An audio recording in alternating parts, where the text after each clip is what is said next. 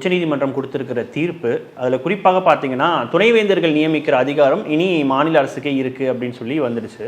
இதற்கு முன்னாடி பார்த்தீங்கன்னா துணைவேந்தர்கள் மாநாடு வந்து ஆளுநர் ஆர் என் ரவி நடத்தியிருந்தார். அதற்கும் வந்து பார்த்தீங்கன்னா தமிழ்நாடு தரப்புலேருந்து தொடர்ச்சியாக கண்டனங்கள் எழுந்து வந்தது. ஆனால் இப்போ சமீபமாக தான் 16ஆம் தேதி ஏப்ரல் அன்னைக்கு வந்து முதலமைச்சர் தலைமையில் வந்து துணைவேந்தர்கள் கூட்டம்ன்றது நடைபெற்றது. இந்த சூழலில் வந்து ஆளுநர் வந்து வருகின்ற 25, 26ஆம் தேதி ஊட்டியில் வந்து ஒரு துணைவேந்தர்கள் மாநாடு வந்து நடத்துகிறாரு. ஒரு பேராசிரியர் முதல்ல எப்படி மேம் பார்க்குறீங்க? அதாவது ஆளுநருக்கு எதிரான தீர்ப்பு அப்படின்ற மாதிரி பேசுகிறாங்க, அது தப்பு. நியாயமான ஒரு அணுகுமுறையில் நீதிமன்றம் தீர்ப்பு வழங்கியிருக்கு, அதுதான் உண்மை.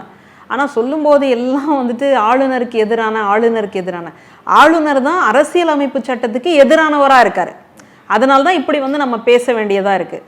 இப்போது மக்களால் தேர்ந்தெடுக்கப்பட்ட நபர்களுக்கும் ஒரு அஃபிஷியலாக வந்து நிர்மாணம் செய்யப்பட நபர்களுக்கும் நிறைய வித்தியாசம் இருக்குது. அதுதான் முதல்வருக்கும் ஆளுநருக்கும் இருக்கக்கூடிய வித்தியாசம்.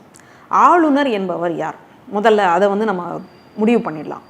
ஆளுநர் என்பவர் ஒன்றியத்தில் இருக்கக்கூடிய கட்சிக்கும் அல்லது ஆட்சிக்கும் மாநிலத்தில் இருக்கக்கூடிய ஆட்சிக்கும் ஒரு பாலமாக இருக்க வேண்டியவர்கள் தான் ஆளுநர்கள். ஆனால் அப்படித்தான் இங்கே தமிழ்நாட்டில் நடக்குதா அப்படின்னு கேட்டால் இல்லை. அப்போ ஏன் ஆளுநர் அப்படின்னு சொல்லி பேரறிஞர் அண்ணா அந்த காலத்திலேயே ஆட்டுக்கு தாடியும் நாட்டுக்கு ஆளுநரும் வந்து தேவையில்லை அப்படின்னு சொல்லியாச்சு.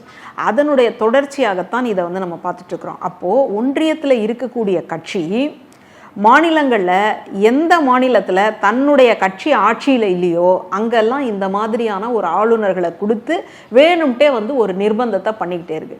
இப்போ வீடுகளில் புதுசாக கல்யாணம் ஆனவங்க வெளியில் கிளம்பணும் அப்படின்னு நினைப்பாங்க, மகளும் மருமகளும். உடனே அம்மா என்ன பண்ணோன்னா அப்போ தான் வந்து தலைவலிக்குது அப்படின்னு சொல்லி படுக்கும். அப்போ வெளியில் கிளம்ப முடியுமா, சினிமாவுக்கு போக முடியுமான்னு கேட்டால் இல்லை.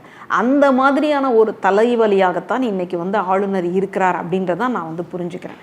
இப்போ இவருடைய பொறுப்பு என்ன, இவருடைய பணி என்ன அப்படின்னு கேட்டால் ஒவ்வொரு பல்கலைக்கழகத்துக்குள்ளேயும் நடக்க வேண்டிய அன்றாட நிகழ்வுகள் எத்தனை இருக்கும் யோசிச்சு பாருங்கள். இளநிலையிலிருந்து முனைவர் பட்டம் வரைக்கும் எல்லா படிப்புகளையும் படிக்கிறாங்க மாணவர்கள்.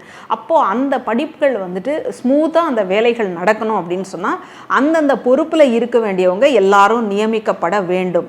ஆனால் இதுவரைக்கும் துணைவேந்தர் அப்படின்றவர் நியமிக்கப்பட்டாரா சென்னை பல்கலைக்கழகத்தில்? இல்லையே.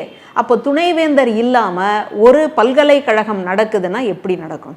நம்ம ஊரில் ஒரு பழமொழி சொல்லுவாங்க, உடையவர் பாராத வேலை ஒரு முழங்கட்டைன்னுவாங்க. அப்போது யார் யார் ஏன் இல்லாட்டி நம்ம ஏன் வந்து அந்த பொறுப்புகளையும் அந்த பதவிகளையும் நம்ம ஏன் உருவாக்கி வச்சிருக்கிறோம்? இதுதான் ஒரு அடிப்படையான ஒரு கேள்வி. அப்போது